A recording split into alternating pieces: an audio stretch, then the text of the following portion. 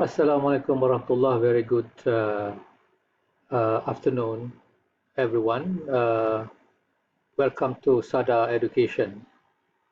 We are looking at the component of interest rate because earlier we were looking at the use of interest rate to determine the profit rate, and therefore there is no disagreement among the scholar that interest rate cannot be used to as a guide in determining the profit rate of Islamic financial product. So the use of interest rate to guide Islamic bank to set their own profit rate is basically referring to the cost component of interest rate, more largely associated with the cost of fund.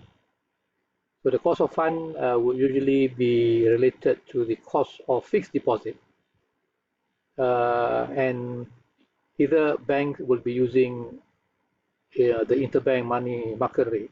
In Malaysia, we got the Kuala Lumpur interbank offer rate, or elsewhere in Europe, we got London interbank offer rate.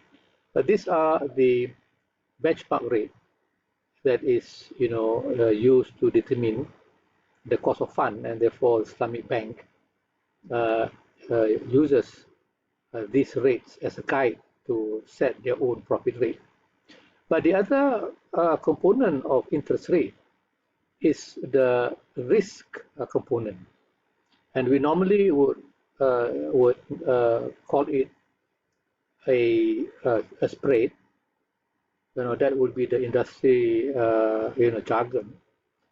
Spread is the difference between loan rate and deposit rate, and the spread will signify the risk of default, and risk premium is used to indicate the additional interest rate that will cover the risk of default.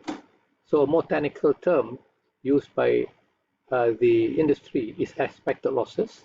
So these are expected losses arising from the exposure, and therefore these expected losses need to be quantified and added on to the interest rate equation, and therefore this aspect of finance charge that represents the risk of default have not been discussed, with rigor in the Islamic finance forum.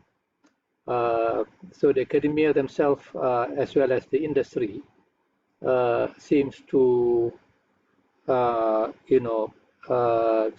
be comfortable with the use of conventional model in determining the profit rate, and therefore the risk component of the interest rate is also absorbed into the determination of profit rate. But then there is not much research as well as fatwa or Islamic resolution to explain, why is it allowed to charge an additional profit rate based on the expected loss of the facility. So we are referring to the credit quality of the customer.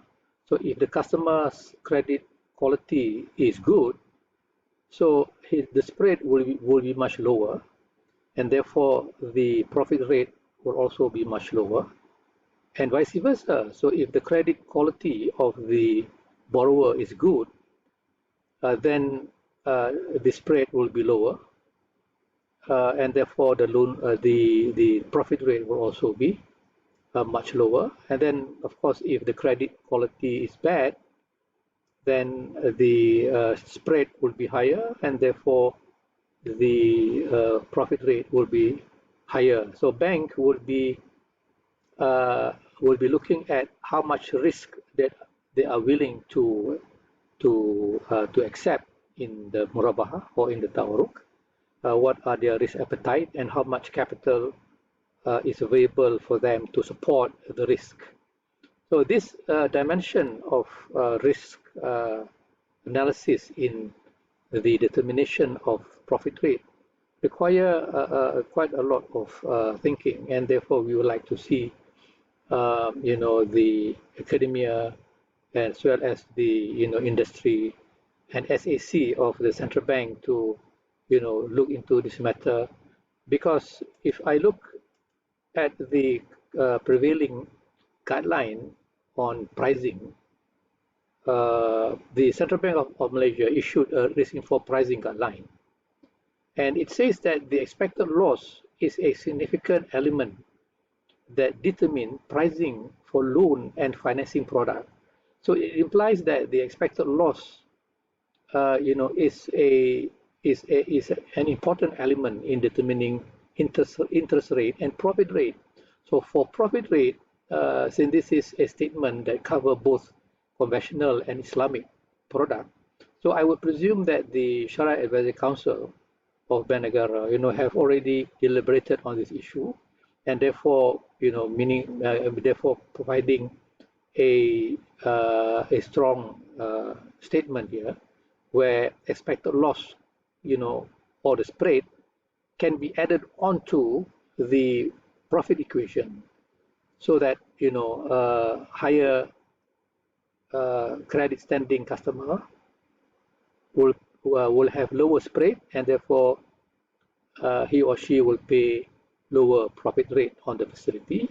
And if the credit quality of that customer is low, and therefore the spread will be much higher, because now the murabahah is more risky, and therefore the loan rate, the profit rate will be now higher. So this is the so-called relationship between profit rate and expected loss, profit rate and spread. And I presume that this has been deliberated at the SAC, but yet I would like to see a bit more rigorous discourses and discussion among the academia as well as some observer, to ensure that the profit rate that we use, to set a finance charge is Sharia compliant, and so that the profit or generated from the Islamic banking business is lawful and legitimate, and this is basically what we would like to see more discussion to be conducted on this issue. Thank you very much. Don't forget to comment and to share, as well as to subscribe. I will see you again. Wassalamualaikum warahmatullahi.